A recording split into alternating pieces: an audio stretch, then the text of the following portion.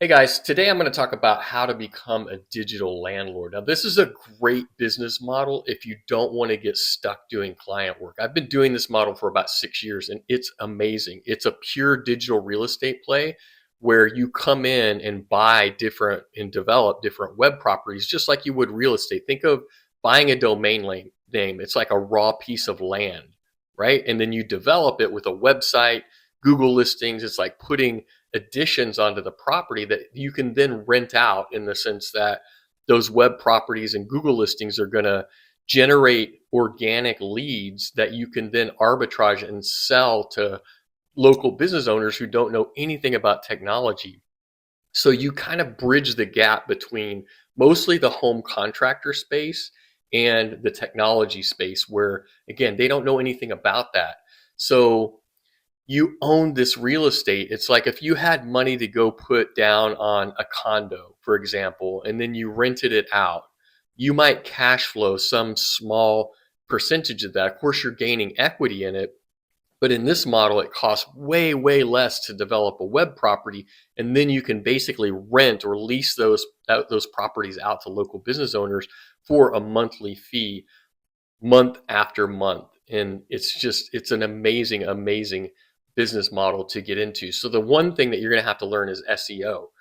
That's how you get websites to rank at the top of Google so that you can draw those organic leads. Now, ranking is not as easy as it used to be. There's things that you need to learn. There's different strategies and tactics and technical aspects of it that you need to learn. But the main thing that you want to focus on here is that you're mostly dealing with local search. You're not dealing with national properties. You're not dealing with people who have really big online presences. So if you just learn a few of the skills, you can outrank those other people very easily. And with SEO, you learn what it takes to outrank those other people. So that's how you do that. The next thing to do is what is really important is niching down. Pick a niche. If you create something where you're in the same niche most of the time, then you get expertise around it and you can go all across the country and develop these properties in different cities. And the best places are in the surrounding suburbs that are just emerging because there's no other established companies that are doing this work. Again, it's mostly in home services. So the old legacy companies, they have big presences in the downtown areas, but not in the suburbs. So it becomes a lot easier to outrank those people. So you can pick one niche and focus on that, or you can have different niches around the country. And it's really just kind of a personal preference of what types of people you want to work with, what types of people you want to sell leads to, and the opportunities, the competition, and different things like that. Then you want to go and find the opportunities to rank for certain keywords. Like in a city that's 100 to 300,000, generally there's low competition in those areas, and most of the Google listings in those areas are going to have a very minimal number of reviews. So that gives you another opportunity to be able to develop the property and rank a lot higher much quicker. Building your digital presence is the next step. Is like buying a domain, getting hosting, and building a website. There's easy ways to build websites now with AI where you can basically snap a finger and the websites are pretty much built. So that has become a lot easier more recently. Then start optimizing it for SEO out of the get-go so that you, or from the get-go, so that you can target the keywords with the content that you put on the site. And there's very specific parameters around the structure of the site, the title tags and different things like that. That's SEO. You learn that. And then once the leads start coming in, you have what's called a tracking number so that you can track all of the leads that are calling that number. And then once you get a little bit of flow of leads coming in, then you can call the local contractors and say, hey, I have 5 leads a week or 10 leads a week or 20 leads a month or whatever, and make a deal with them to take those because that's what they need. That's like the lifeblood of their business. And your local home service provider, they're doing landscaping, they're doing concrete, they're doing epoxy, they're doing plumbing, they're doing whatever they're doing.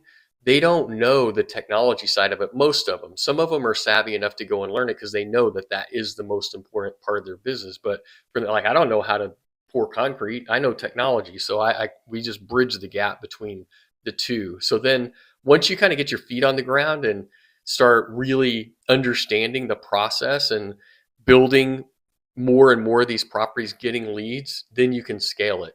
So then it's like, if you like, let's say landscaping, for example, or tree service niches, if you like to work in those niches, then it's like, okay, well, I'm going to go to the outskirts of, let's say, Miami or something like that.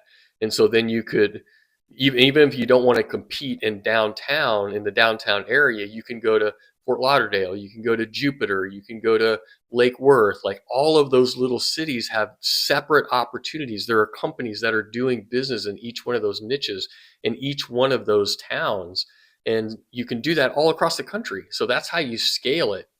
And it's really about building that recurring monthly revenue and income over time. So generally, it depends on the niche. Like, a landscaping tree service might be $1,000 a month. It might even be 750, 750,000, 1,500 a month. Could be 2,000, depending on how many leads are coming in and how well established the business is and how they can handle the leads. Then you might even get 2,500.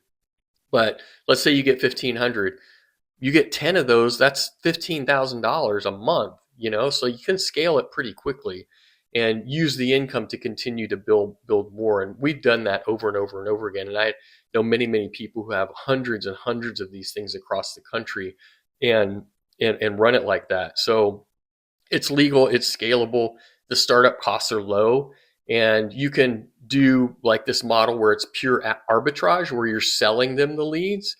And you can also earn like hybrid. There's also hybrid models where you might take a flat fee per month plus a percentage of the deal, or you might just take a percentage of the deal. So there's a bunch of ways to monetize this, and you're helping local business owners.